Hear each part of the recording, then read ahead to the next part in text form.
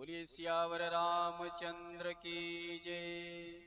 सद्गुरु भगवान की जय।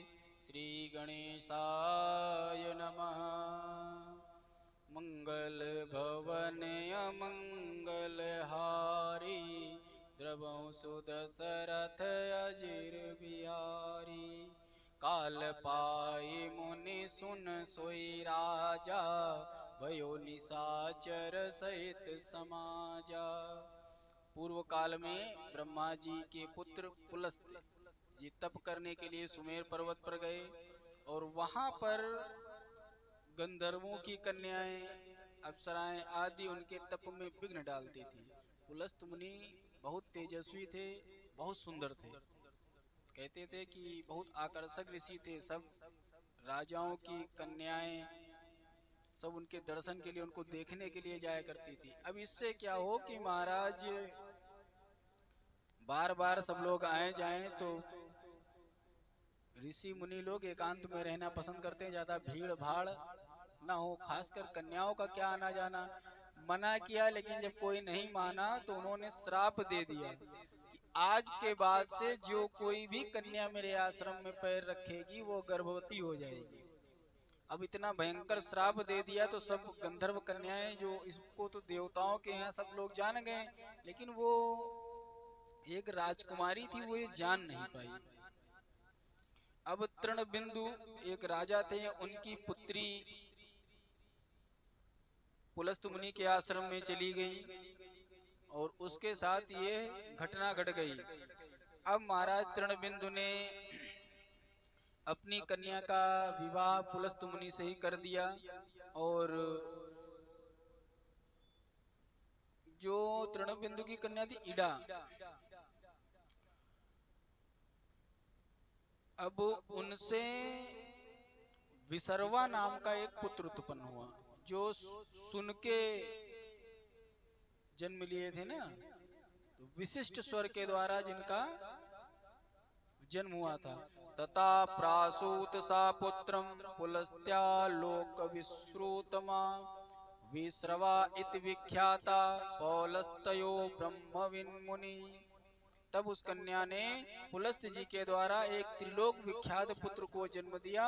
पुलस्त पुत्र ब्रह्मवेत्ता मुनीश्वर विशर्मा के नाम से प्रसिद्ध हुए। कालांतर में विशर्वा का शील स्वभाव देख करके भरद्वाज ने अपनी कन्या इडविला का विवाह विशर्वा से कर दिया। तो अब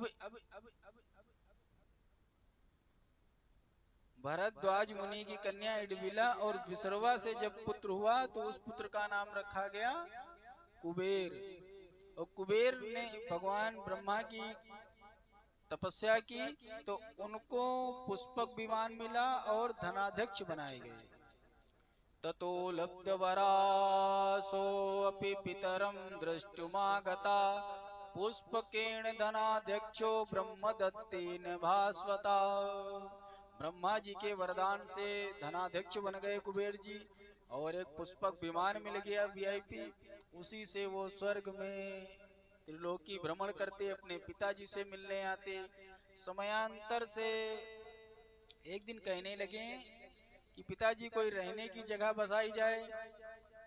तब विश्रवा बोले कि दानवों के विश्वकर्मा, इनको बोलते हैं मैं, राक्षस मैं जो हैं वो जैसे देवताओं के विश्वकर्मा वो राक्षसों के विश्वकर्मा। उन्होंने समुद्र के बीच में एक लंकापुरी का निर्माण किया है, किंतु दैत्य लोग भगवान के भय से अब रसातल में चले गए हैं। तो लंकापुरी में जाकर के तुम रहो जाकर के और वहां बढ़िया से आराम से भजन करो।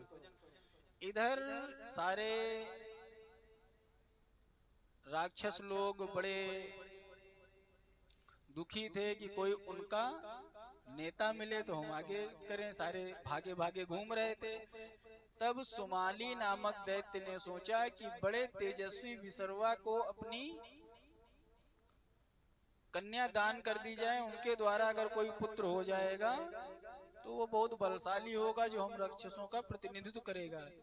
तो विशर्वा को सुमाली नामक दैत्य, जो राम कथा में आपने देखा होगा, रावण के नाना बड़ी बड़ी मोछे लिए वो बड़े भौकाल से बोला करते थे हे लंकेश,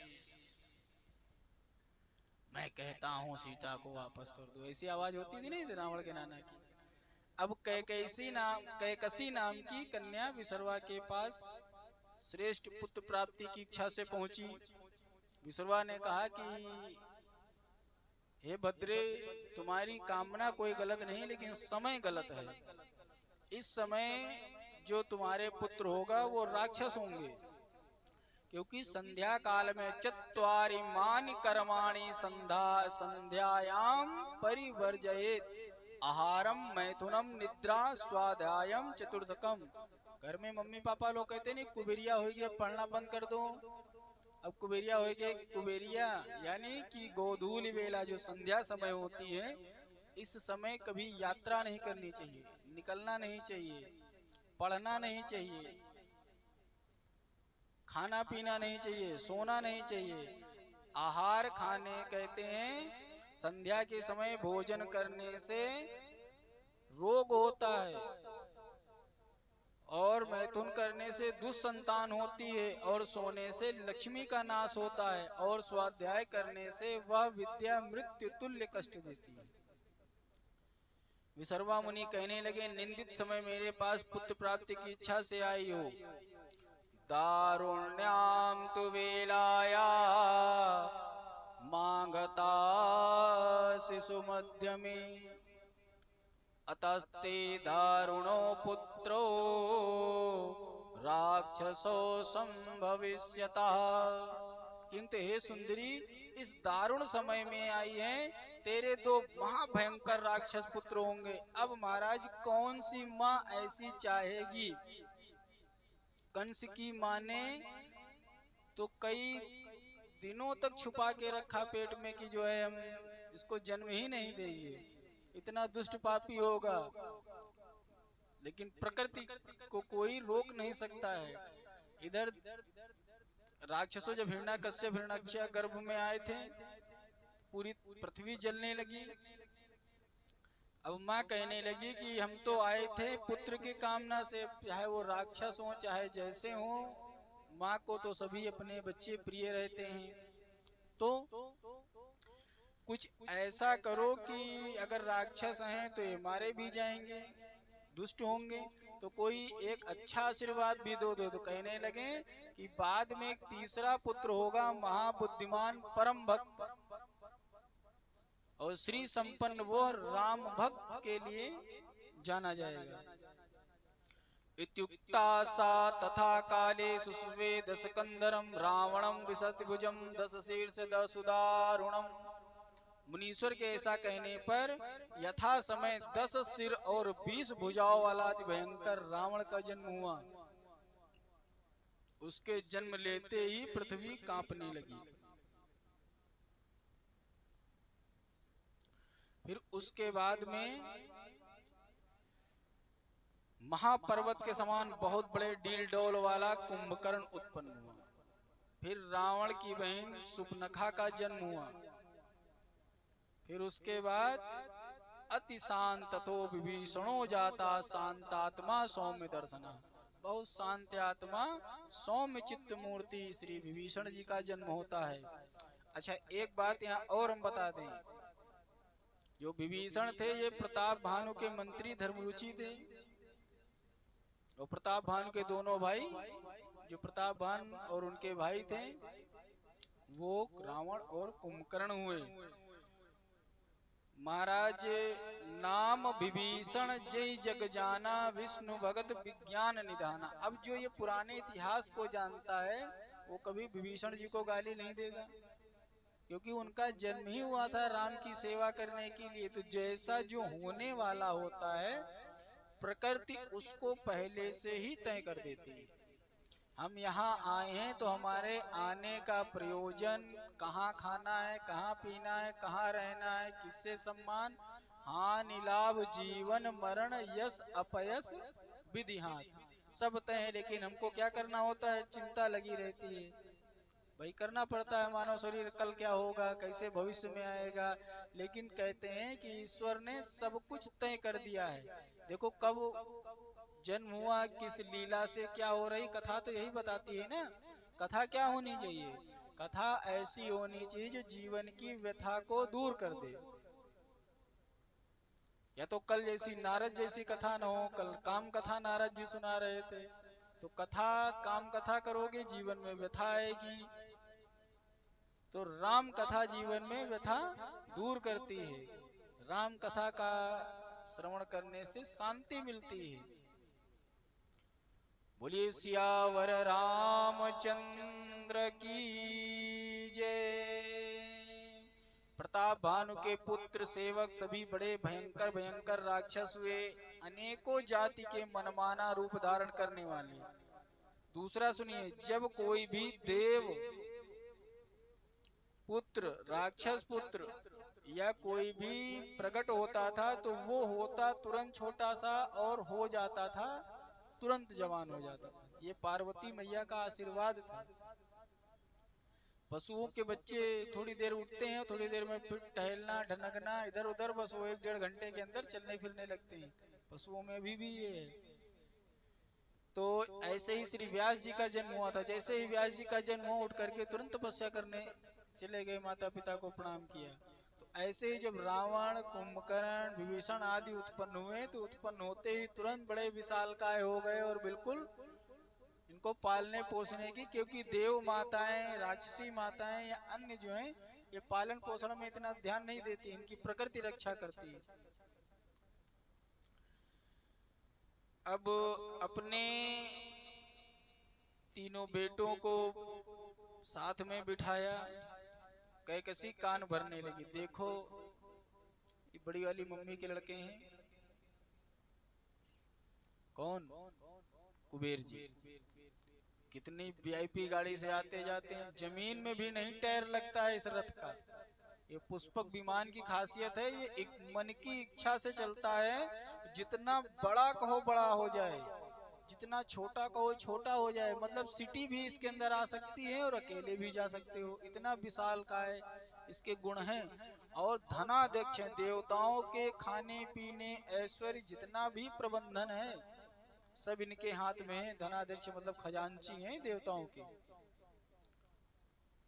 अब रावण के सामने जब ऐसी बात कहने लगी तो कहने लगी, बेटा अपने तेज को प्रकाशमान करो।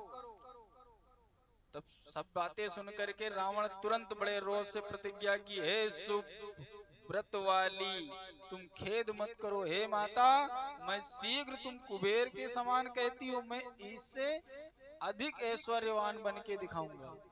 ये मेरे आगे क्या रहेंगे, मैं जा रहा हूँ तप करने। कैकसी की बात सुनकर के रावण रोष में आया और कीन विविधि तप तीनव भाई, कीन विविधि तप तीनव भाई, कीन विविध तप तीनों भाई, ओ परम उग्र नहीं बरनी सो जाए।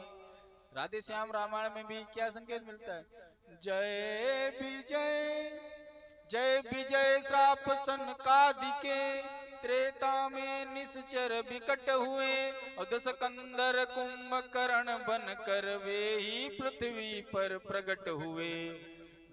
इन दोनों में अत्यंत क्रूर विख्यात बलि दस कंधर था, जिसके भुज दंडों के बल से थर्राता सकल चराचर था। तीनों भाइयों ने गोकर्ण क्षेत्र में उग्र तपस्या की। रावण भी कहते हैं ग्रीष्म काल में, गर्मी में पंचाग्नि तापता था। पंचाग्नि कौन कौन सी होती है? धूप भी तेज हो, आग भी लग रही हो, पेट की भी आग जल रही हो, सब पूरे भयंकर, लेकिन ना कुछ खाना है ना पीना है। भयंकर गर्मी में आग जला के तपस्या किया 1000 वर्ष तक। घोर वर्षा काल आई तो भीगता हुआ, जाड़ा आया तो पानी में खड़े रह करके, जब जैसे मौसम चेंज हो जाए, लेकिन उसके शरीर पर कोई 9000 वर्ष तक तपस्या किया। लेकिन जब ब्रह्मा जी नहीं प्रकट हुए तो उठाया गड़ासा और अपना एक एक सिर काट काट करके हवन करने लगा ब्रह्मा जी के आहुति के निमित्त। जब 9 सिर हवन कर दिए और 10वां सिर काटने चला तब ब्रह्मा जी प्रकट हो गए। कहने लगे, हे रावण रुक जा, शांत हो जाओ, तुम्हारा मनोरथ सिद्ध करूंगा, बताओ क्या मांगते हो। कहते हैं मैं अजर अमर हो जाऊं। हर असुरों का यही सिस्टम।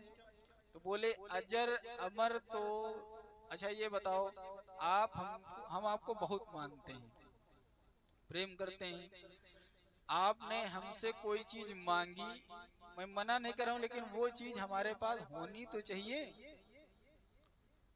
अजर अमर वाला शब्द हमारी डिक्शनरी में नहीं है।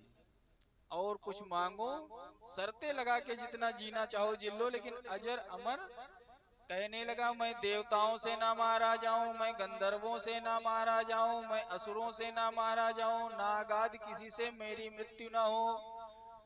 तो बोले ठीक है। बोले नर बानर से कोनो मतलब नहीं, इनका तो फूंक देते हैं उड़ जाते हैं, ये नाश्ते में 150 आदमी चबा के खा जाते हैं नर। तो नर और बानर, उस ब्रह्मा जी ने कहा कि ठीक है ऐसा ही होगा, नर बानरों से सावधान रहना। अरे कहन सावधान, प्लेट में छौंक कैसे मैगी खाते हो ऐसे हम मनुष्यों को हम चबा डालते हैं, तुम बताते हो नर बानर की बात कर रहे हो। आप आशीर्वाद दे दिया ना, रावण बहुत प्रसन्न। आप हमको कोई मार ही नहीं सकता, मनुष्य तो आ ही नहीं पाएगा, जहां रहेंगे उतनी दूर मनुष्य की सोच जा ही नहीं सकती हम जहाँ रहते हैं। अब ब्रह्मा जी कुंभकर्ण के पास पहुंचे। कुंभकर्ण बिना वरदान प्राप्त किए ही हाथ जोड़े खड़ा था। बोला हम लड़ाई वड़ाई नहीं विश्वास रखते हैं, वो शांति में विश्वास रखते हैं। तो उसके मन में थी वो अचल अकंटक राज्य इंद्रासन मांगना चाह रहा था। एक बार ब्रह्मा जी से मांग लो स्वर्ग का राजपाट, दोबारा आना जाना खत्म। अब ब्रह्मा जी ने तुरंत माँ सरस्वती से कहा तुम्हारा डिपार्टमेंट है, देखो बच्चा जिद कर रहा है। तो जब बच्चा जिद करता है तो पापा ज्यादा समझा नहीं पाते हैं, यही कहते हैं देखो अपने लड़के को समझाओ, ये लेने कह रहा है, ऐसे तो कहते हैं ना, सब लोग डांटते हैं। अब जब कुंभकर्ण की अंतर आत्मा में इंद्रासन था, माँ सरस्वती ने अंदर से जुबान फेर दी और मांग लिया निंद्रासन। अब जब निंद्रासन मांगा तो हाहाकार मच गया, अरे ये क्या मांग लिया, अब क्या मांग लिया। निंद्रा तत्व मांगने के लिए ब्रह्मा जी ने तुरंत तथास्तु कह दिया। विभीषण के पास वर मांगने गए, कहा मांगो, तो कहने लगे कि हम कुछ मांगेंगे नहीं, बस हमारी बुद्धि भगवान के चरणों में बनी रहे, बाकी हमारे भाइयों ने जो मांगा है उन्हीं के, उनसे प्रसन्न है, और भगवान के विमुख मैं कभी न हूं, धर्माचरण करता रहूं। विभीषण भी सभी के समान बलवान थे, सभी को वर मिला था, सभी तपस्या की थी। तथास्तु कह करके जाने लगे।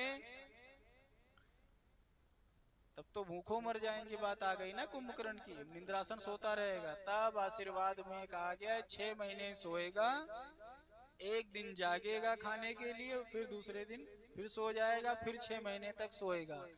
दूसरी बात है, तुमने अजर अमर मृत्यु से भय वाला नहीं मांगा है, लेकिन सुनो, जिस छमाही तुमको बलात् उठा दिया जाएगा, जबरदस्ती जगा दिया जाएगा, वो ही छमाही तुम्हारी आखिरी होगी, वरना तुम खाते रहो सोते रहो, खाते रहो सोते रहो, कभी मृत्यु तुम्हारे पास नहीं लेने आएगी। ना तुमको सोते लेने आएगी, ना तुमको खाते लेने आएगी। लेकिन तुम्हारे सोने टाइम में अगर तुम जगते मिल गए, अपनी 6 महीने की अवधि पूरी किए बगैर अगर जाग गए, तो समझ लेना वो छमाही तुम्हारी आखिरी है। रावण ने फिर 1000 वर्ष तक तपस्या किया और बड़ी बड़ी शक्तियों को इकट्ठा किया।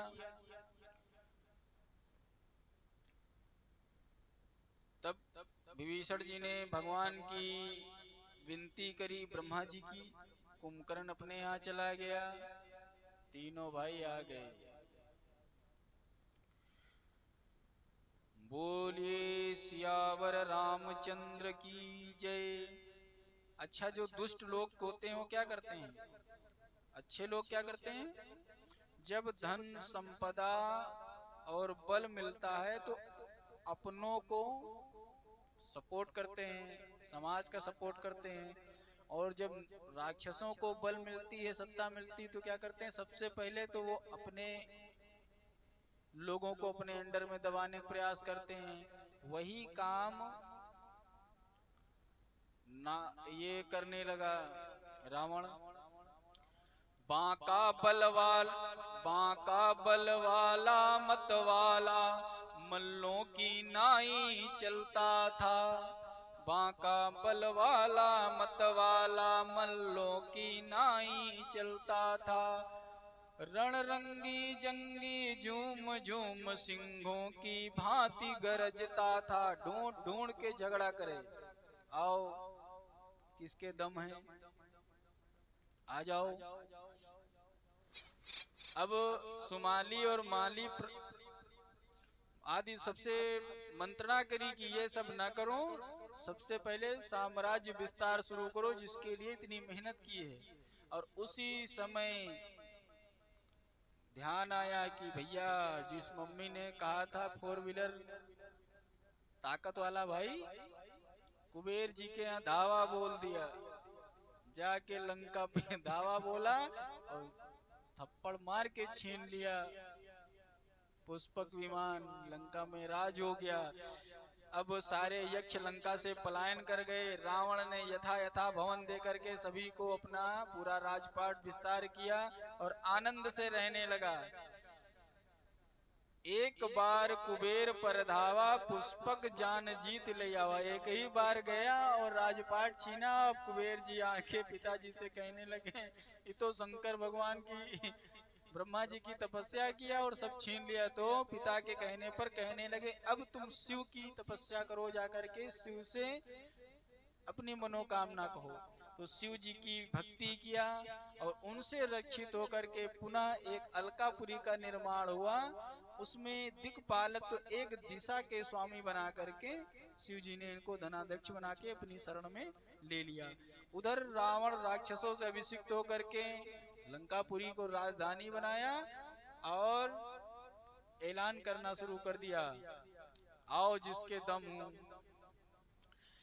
4 प्रकार के अहंकार होते हैं। कौन कौन से? यौवन मद, पद मद, अर्थ मद, ज्ञान मद।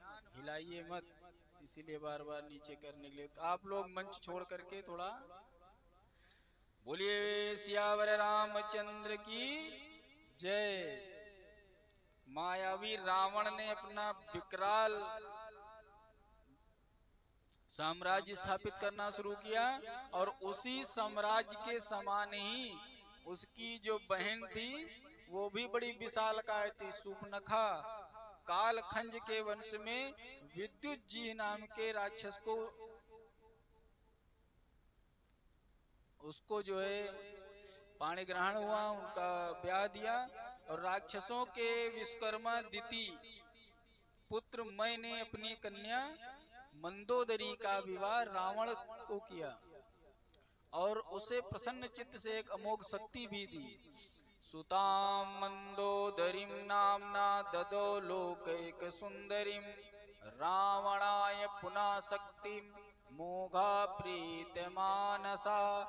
त्रिलोक सुंदरी कन्या मंदोदरी रावण को दी गई और वैरोचन की देवती वृत्त ज्वाला से वैरोचनस्य दौहित्रीम वृत्र ज्वालेसि विश्रुताम। काल कुंभकर्ण का विवाह किया गया और गंधर्व राज शैलुष थे, उनकी पुत्री शर्मा, उसका विवाह विभीषण से किया गया। सबके विवाह हो गए। अब सब अपने अपने काम में लगे थे। रावण बलात् जिसको पाए उठा लाए, जिसके यहाँ जाए हमला कर दे। सब जब करते चलता था तो पृथ्वी हिलती थी, इतना भयंकर शक्तिशाली था रावण। कालांतर में रावण और मंदोदरी से एक पुत्र उत्पन्न हुआ और जन्म लेते ही जैसे मेघ गरजता है वैसे आवाज करने लगा, तो इस कारण उसका नाम रखा गया मेघनाद। रावण ने राक्षसों को आदेश दिया कि बहुत हो चुका, अब चलो सब देवताओं पर विजय प्राप्त करते हैं और उनको सब बांध के डाल देते हैं। बहुत अभिमान हो गया इनको लड़ने का। दिक्पालन के लोक सुहाए, दिक्पालन के लोक सुहाए, सुने सकल दसानन पाए। महाराज कुछ ने तो युद्ध किया, कुछ युद्ध छोड़ दो। जैसे पता चले कि रावण आ रहा है, सब जा जाके कंदराओं में छिप गए। अच्छा, सारे जो छुट्टी पे सैनिक हों वो बच जाएंगे, लेकिन ऑन ड्यूटी वाले देवता कैसे बचते हैं, नौगरा कैसे बचते हैं? कहते हैं सबको रावण ने अपने वश में किया और इच्छा अनुसार भुजबल विश्व बस से करी राखेश को न रहा स्वतंत्र। सारा विश्व जिस खेत में, जिस क्षेत्र में चाहता बारिश होती है। जब सूर्योदय का समय हो तब सूर्योदय होगा, जब रावण कहेगा तब सूर्यास्त होगा। काल के ऊपर पैर रख करके अपनी राज्यसभा में रावण बैठता था, इतना वैभव उसका। जेहि विधि होई धर्म निर्मूला, सो सब करहि वेद प्रतिकूला। जेहि जेहि देश धेनु द्विज पावहि, नगर गाँव पुरी आग लगावहि। जिस तरीके से धर्म का नाश हो वो सारे कर्म आप लोग करने के लिए स्वतंत्र हैं। अपनी प्रजा का संविधान देखो क्या बताया। जिस काम करने से वेद के नियम खंडित होते हैं वो सब काम तुम्हारे लिए छूट है, वही होगा हमारे यहाँ। जहाँ कहीं भी तुमको पंडित जी लोग भजन करते मिल जाए, पटक के मारना। कहीं गाय मिल जाए तो उसका वध कर देना। जेहि जेहि देश धेन द्विज पावै, या तो उनको मार देना अगर उनकी बहुत ज्यादा स्थिति है, मतलब बहुत ज्यादा संख्या है। नगर गांव पूरा आग लगा के चले आना, जिंदा मत छोड़ना। जो जो हवन में आहुति देने वाले लोग हैं इनको कभी छोड़ना नहीं, क्योंकि जब ये आहुति देते हैं इससे देवता पुष्ट होते हैं। तो गाय क्यों मरवा रहा था? गाय के गोघृत से ही हवन होता है, यज्ञ पूरा होता है, कंडे मिलते हैं, गोमूत्र मिलता है, खेती करने के लिए बछड़े मिलते हैं। अब ट्रैक्टर हो गया है, पहले गाय के अगर बछड़ा होता था तो बड़ी खुशी मनाई जाती थी। आज अगर गाय को बछिया हो तो लोग खुश होते हैं, क्योंकि दूध। पहले पुत्रियां होती थी, बड़ा सुख माना जाता था कि कुल का उद्धार होगा। आजकल ज्यादा कन्याएं हो जाएं तो लोग परेशान होते हैं कि भैया ज्यादा बिटिया हो गई। तो उल्टा समय आ गया है ना बिल्कुल। जिस प्रकार धर्म की जड़ें कटे, धर्म विरुद्ध कार्य हो, जिस स्थान में सज्जन लोग हों, धार्मिक लोग हों, उस नगर को पूरा विध्वंस करते रहो। जप जोग विरागा तब तप माव भागा, श्रवण सुनहि दस सीसा। जप जोग विरागा तप मव भागा, श्रवण सुनहि दस सीसा। आपुन उठ धावै रहै न पावै, धरि सब खालई कीसा। अस भ्रष्ट अचारा भाषण सारा, धर्म सुनिय नहीं काना। तेहि बहुविध त्रासै देश निकासै, जो कह वेद पुराना। जप जोग वैराग्य तप यज्ञ, देवताओं के भाग पाने की स्थिति कोई भी ना बन पाए। इसलिए जैसे कहीं भी अगर वेद मंत्र कानों में पड़ता तो कोई जाए न जाए सबसे पहले लेके फरसा दौड़ता था, कुछ भी रहने नहीं देता, सब कुछ विध्वंस कर देता था। महाराज पूरे संसार में घोर अनीति फैल गई। माँ नहीं मातु पिता नहीं देवा, साधुन सन करवावै सेवा। कोई अपने माता पिता का न माने कि हमारे लिए तुमने किया क्या है। हम पैदा होते हैं खुद बड़े हो जाते हैं, तो हमारे लिए करे का हो। साधुन सन करवावई सेवा। पकड़ के हुष्ट पुष्ट बाबा लोग जा रहे हो तो कहा पकड़ लो, अच्छे ताजे ताजे आदमी हैं, या तो खाने काम आएंगे या हमारे यहाँ काम करेंगे, और जब मना करेंगे हम भगवान का काम करेंगे तो मारे जाएं। साधुन सन करवावई सेवा, और जिनके या आचरण भवानी, ते जाने निश्चर सब प्राणी।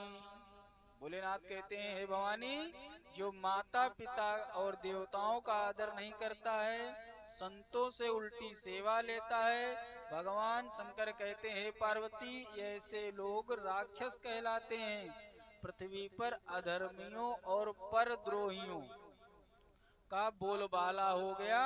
रावण से भयभीत हुई पृथ्वी गौ का रूप बना करके विनती करती है, देन रूप धरि हृदय बिचारी, गई जा सुर मुनि जारी।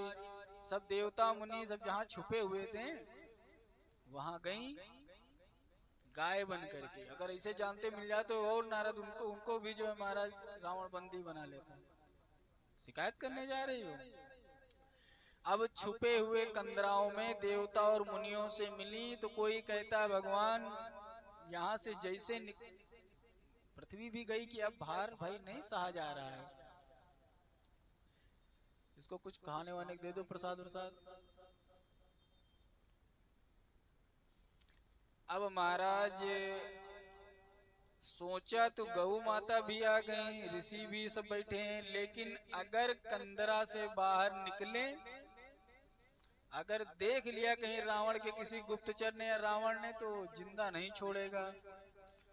महाराज कहते हैं कि सभी लोग भगवान से मिलने की योजना बनाने लगे। कोई कहा बैकुंठ में होंगे, कोई कहा क्षीर समुद्र में होंगे। तभी भगवान शिव भी देवताओं की चर्चा में आ गए, कहने लगे क्या, हरि व्यापक सर्वत्र समाना, हरि व्यापक सर्वत्र समाना, प्रेम ते प्रगट होई मय जाना, प्रेम ते प्रगट होई मय जाना। महाराज विनती करने लगे कि हम तो भैया जानते हैं, आंख बंद करो भगवान आ जाते हैं, बाकी आपकी इच्छा, प्रेम से बुलाओ भगवान हर जाते हैं। मोर बचन सबके मन भावा, हे भवानी मेरा मन, मैंने जो कहा वो सबको अच्छा लगा और सबने साधु साधु करी ब्रह्म बखाना। ब्रह्मा जी ने भी साधु साधु करके मेरी प्रशंसा करी। तत्पश्चात ब्रह्मा जी और सभी लोग हाथ जोड़ करके भगवान की प्रार्थना करने लगे।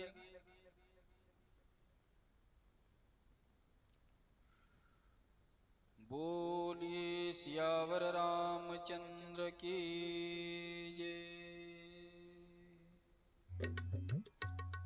जय जय सुर नायक जन सुखदायक, प्रणत पाल भगवंता।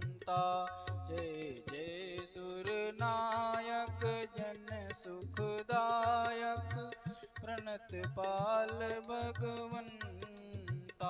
गोदिज हितकारी सुर मुनियारी, गोदिज हितकारी जय असुरारी, सिंधु सुता प्रिय कंता। पालन सुर धरनी अद्भुत करनी, मरम न जानई कोई। सो सहज कृपाला दीन दयाला, करऊं अनुग्रह सोई। जय जय सुर नायक जन सुखदायक, कृपाल भगवंता।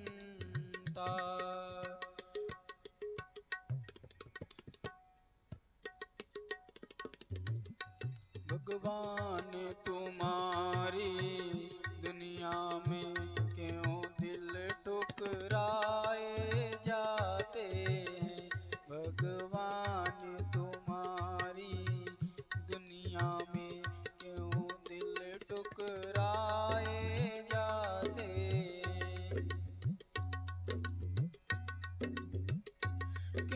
चाहने वालों के अरमा, क्यों चाहने वालों के अरमा मिट्टी में मिलाए जाते हैं। भगवान तुम्हारी दुनिया में क्यों दिल ठुकराए जाते हैं। जय हो।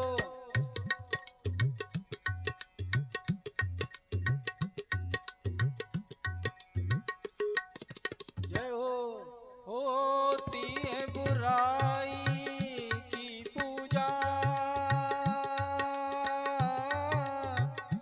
होती है बुराई की पूजा तेरी इस अंधी दुनिया में। होती है बुराई की पूजा तेरी इस अंधी दुनिया में। यहाँ हर इंसान आंसू की तरह, यहाँ हर इंसान आंसू की तरह नजरों से गिराए जाते हैं।